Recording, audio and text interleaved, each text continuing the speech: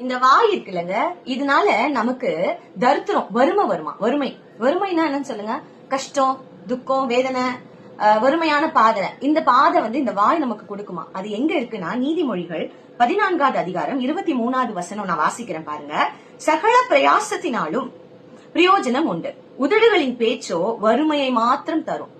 நம்ம எதனா செய்யணும்னு நினைக்கிறோம்னா அதுக்காக பிரயாசப்பட்டு செய்யுங்க, அதுல பிரயோஜனம் இருக்கு. சின்னதா செஞ்சா கூட ஏதோ ஒரு பிரயோஜனத்தை கர்த்தர் நம்மளுக்கு தருவார். ஆனா எதையும் செய்யாம இந்த வாயை வச்சுட்டு சும்மா இல்லாம நான் இதை பண்ணிட்டு அதை பண்ணிடுவேன், இதை முடிச்சிருவேன்ட்டு சும்மா இந்த உதட்டோட பேச்சினால நம்ம பண்றதுனால நம்மளுக்கு வறுமை தான் வருமா?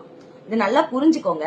நம்ம வாயை ஜாக்கிரதையா பயன்படுத்த, நாவை அடக்கி ஜாக்கிரதையா எதை செய்தாலும் பிரயோஜனத்தோடு செய்ய, வாய் திறக்காம செயல்பாட்டுல பிரயாசத்துல நம்ம காட்டும்பொழுது அது பிரயோஜனம் உண்டு என்று கர்த்தர் சொல்லுகிறார். சோ இனி இந்த நாக்குக்கு நம்ம ஒரு காவல் வைங்க. எதை செய்ய நீங்க முயற்சி செய்தாலும் அதை அமைதலோடு பிரயாசப்பட்டு நீங்க கர்த்தரிடத்துல ஒப்பு கொடுத்து செய்யுங்க. கர்த்தர் உங்களை ஆசீர்வதிப்பார். ஆமென்.